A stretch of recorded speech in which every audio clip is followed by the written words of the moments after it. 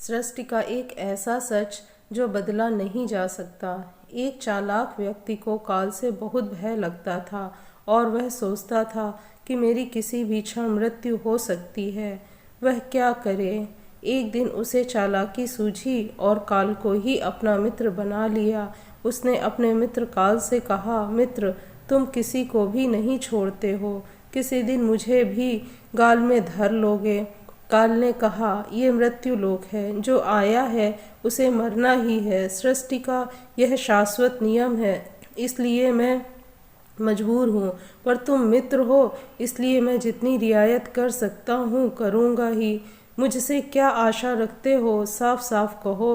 व्यक्ति ने कहा, मित्र, मैं इतना ही चाहता हूँ कि आप मुझे अपने लोक ले जाने के लिए आने से कुछ दिन पहले एक पत्र अवश्य लिख देना, ताकि मैं अपने बाल बच्चों को कारोबार की सभी बातें अच्छी तरह से समझा दूं और स्वयं भी भगवान भजन में लग जाऊं।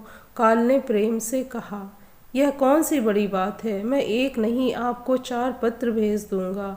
चिंता मत करो, चारों पत्रों के बीच समय भी अच्छा खासा दूंगा, ताकि तुम सचेत होकर काम निपटा लो।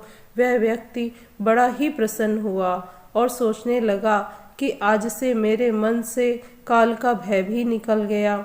मैं जाने से पहले अपने सभी कार्य पूरा करके जाऊंगा तो देवता भी मेरा स्वागत करेंगे। दिन बीतते गए, आखिर मृत्यु की घड़ी आ पहुंची। काल अपने दूतों सहित उसके समीप आकर बोला, मित्र, अब समय पूरा हुआ, मेरे साथ चलो। मैं सत्यता और दृढ़ता पूर्वक अपने स्वामी की आज्ञा का पालन करते हुए एक क्षण भी तुम्हें और यहाँ नहीं छोड़ूंगा। उस व्यक्ति के माथे पर बल पड़ गए, भौहें तन गईं और कहने लगा, धिक्कार है तुम्हारे जैसे मित्रों पर। मेरे साथ विश्वासघात करते हुए तुम्हें लज्जा नहीं आती। तुमने मुझे वचन दिया था कि आने से पहले पत्र लिखूंगा, परंतु तुम तो बिना किसी सूचना के अचानक दूतों सहित मेरे ऊपर चढ़ आए। मित्रता तो दूर रही, तुमने अपने वचनों को भी नहीं निभाया। काल हंसा और बोला, मित्र, इतना झूठ तो न बोलो। मैंने आपको एक नहीं 4 पत्र भेजे, आपने एक भी उत्तर नहीं दिया। उस व्यक्ति ने चौंक कर पूछा, कौन से पत्र, कोई प्रमाण है? मुझे पत्र प्राप्त होने की कोई डाक रसीद आपके पास है तो दिखाओ। काल ने कहा, मित्र, घबराओ नहीं, मेरे चारों पत्र इस समय आपके पास ही मौजूद हैं।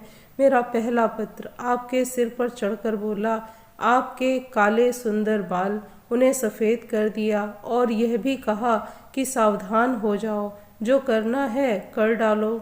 बनावटी रंग की मदद से बालों को फिर से काला कर लिया और पुनः जवान बनने के सपनों में खो गए। आज तक मेरे श्वेत अक्षर आपके सिर पर लिखे हुए हैं। कुछ दिन बाद मैंने दूसरा पत्र आपके नेत्रों के प्रति भेजा।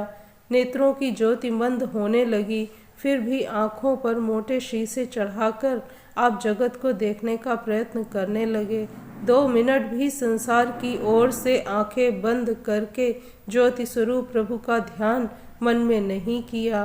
मुझे आपकी दीन दशा पर बहुत तरस आया और मित्रता के नाते मैंने तीसरा पत्र भी भेजा। इस पत्र ने आपके दांतों को छुआ, हिलाया और तोड़ दिया। आपने इस पत्र का भी जवाब न दिया, बल्कि नकली दांत लगवाए और जबरदस्ती संसार के भौतिक पदार्थों का स्वाद लेने लगे। मुझे बहुत दुख हुआ कि मैं सदा इसके भले की सोचता हूँ और यह हर बार एक नया बनावटी रास्ता अपनाने को तैयार रहता है। अपने अंतिम पत्र के रूप में मैंने रोग, क्लेश तथा पीड़ाओं को भेजा, परंतु आपने अहंकारवश सब अनसुना कर दिया। वह व्यक्ति काल के भेजे हुए इन पत्रों को सुनकर फूट फूट कर रोने लगा और अपने विपरीत कर्मों पर पश्चाताप करने लगा। उसने स्वीकार किया कि मैंने गफलत में शुभ चेतावनी भरे इन पत्रों को नहीं पढ़ा। मैं सदा यही सोचता रहा कि कल से भगवान का भजन करूंगा, अपनी कमाई अच्छे शुभ कार्यों में लगाऊंगा, पर वह कल ही नहीं आया। काल ने कहा, आज तक तुमने जो कुछ भी किया, राग, रंग, स्वार्थ और भोगों के लिए जानबूझकर ईश्वरीय नियमों को तोड़कर तुमने कर्म किए। उस व्यक्ति को जब कोई मार्ग दिखाई नहीं दिया तो उसने काल को करोड़ों की संपत्ति का लोभ दिखाया। काल ने हंसकर कहा, मित्र, यह मेरे लिए धूल से अधिक कुछ भी नहीं है। धन, दौलत, शोहरत, सत्ता, ये सब लोभ संसारी लोगों को वश में कर सकता है, मुझे नहीं। काल ने उत्तर दिया, यदि तुम मुझे लुभाना ही चाहते थे तो सच्चाई और शुभ कर्मों का धन संग्रह करते। यह ऐसा धन है जिसके आगे मैं विवश हो सकता था, अपने निर्णय पर पुनर्विचार को बाध्य हो सकता था, पर तुम्हारे पास तो यह धन धेले भर का भी नहीं है। तुम्हारे ये सारे रुपए, पैसे, जमीन जायदाद, तिजोरी में जमा धन संपत्ति सब यहीं छूट जाएगा। मेरे साथ तुम भी उसी प्रकार निर्वस्त्र होकर जाओगे जैसे कोई भिखारी की आत्मा जाती है। काल ने जब मनुष्य की एक भी बात नहीं सुनी तो वह हाय हाय करके रोने लगा। सभी संबंधियों को पुकारा, परंतु काल ने उसके प्राण पकड़ लिए और चल पड़ा अपने गंतव्य की ओर। एक ही सत्य है जो अटल है, वह है हम एक दिन मरेंगे जरूर। हम जीवन में कितनी दौलत जमा करेंगे, कितनी शोहरत पाएंगे, कैसी संतान होगी, यह सब अनिश्चित होता है, समय के गर्भ में छुपा होता है, परंतु हम मरेंगे एक दिन। बस यही एक ही बात जन्म के साथ ही तय हो जाती है।